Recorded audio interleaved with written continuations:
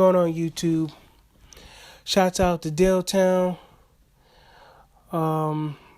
He had did a video regarding Danny Garcia's thoughts on facing Errol Spence, right? And I was wondering where he got this information from, because I was like, man, what did my guy Danny do? You know what I'm saying? And why you getting on Danny like that? Because Danny's one of my favorite fighters and stuff like that. And like DILL Town was saying like he was being like a diva.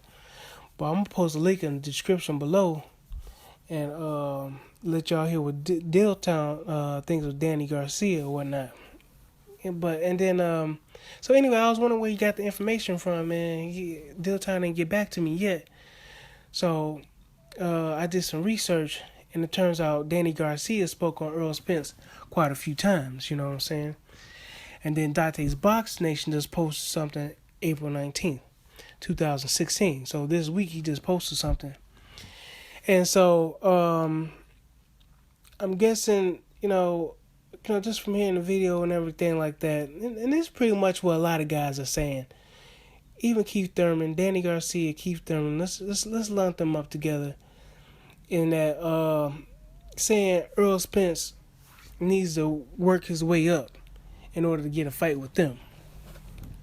Now, they could be sounding like a bunch of divas and stuff like that.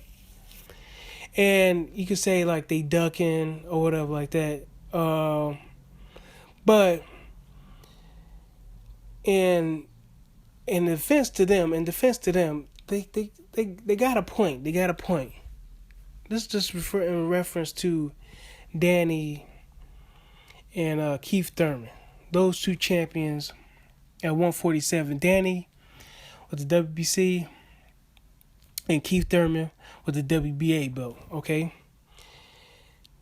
Now, if you look at a box rec and look at their careers or whatnot and what they've been through, you can kind of understand where they're coming from as far as saying Errol Spence has to work his way up. Because Errol Spence, unlike Anthony Joshua, is not an Olympic gold medalist, okay?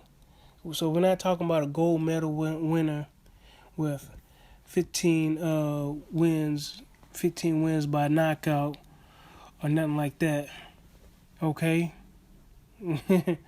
Unlike Anthony Joshua or whatever like that, you know what I'm saying? We're not talking about a gold medal Olympian, all right?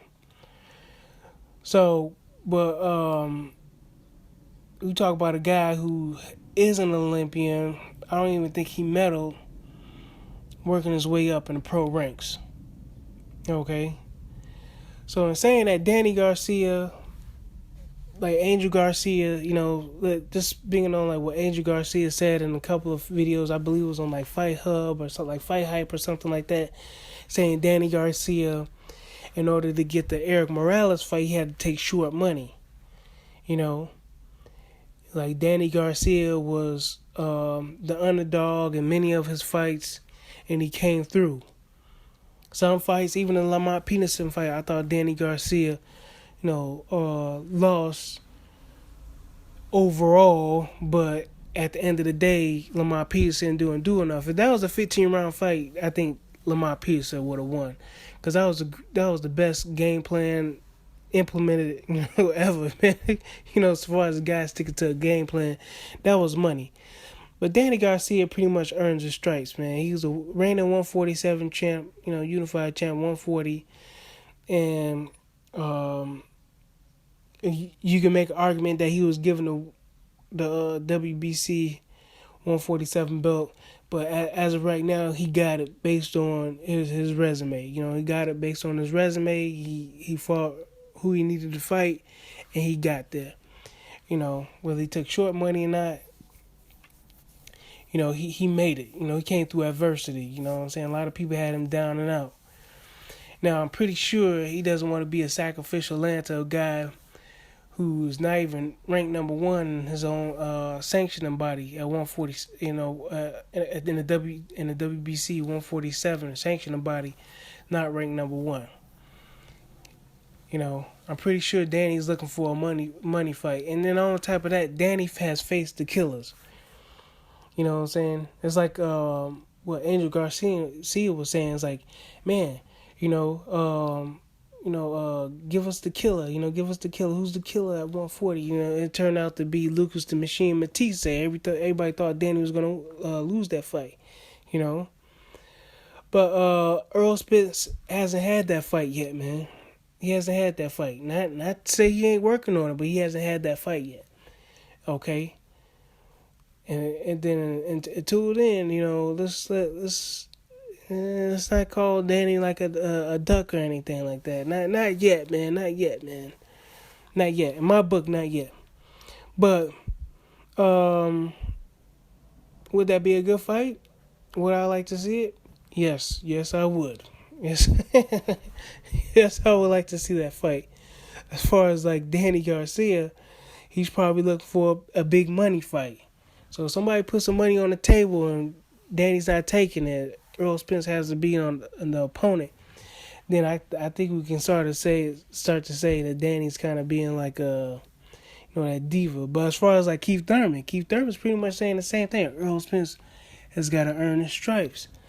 He's got to earn his stripes, in order to face him. Pretty much he was saying he's going to face him anyway.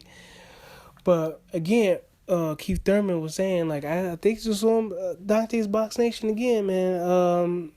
Keith Thurman was quoted as saying, a year and a half, Errol Spence is going to be on that level. Errol Spence was going to be in the topic of conversation, pretty much beating out his curve, because he was saying, man, remember I was calling out Floyd like 3 years ago, and everybody was laughing, and stuff, and I had to work my way up. Look at Keith Thurman's resume. He had to fight Leonard Bundu, Diego Chavez. Remember Diego Chavez, man? The dude hard hit, the knockout artist from Argentina. People was like, oh, who's that? And dude's a knockout artist from Argentina. That's a dangerous fight. I mean, look what happened to Amir Khan when he fought Brady Prescott with all those knockouts. You know what I'm saying? But anyway, man, I think somebody, man, I don't know, Google Hangout yesterday was saying some dude just got knocked out, a prospect got knocked out by a knockout artist out of nowhere, man. I'm going to check my DVR on that one. But anyway, man, moving along. Let's see who we have here. IBF champion Kell Brook. That's a whole nother video, okay? That's going to be a whole nother video, all right? Now, let's get on to Jesse Vargas. Long story short about Jesse Vargas, man, you can make an argument that he's like a paper champion. You can make it seem like he's a paper champion, but he did beat Saddam Ali. Great showing versus Timothy Bradley.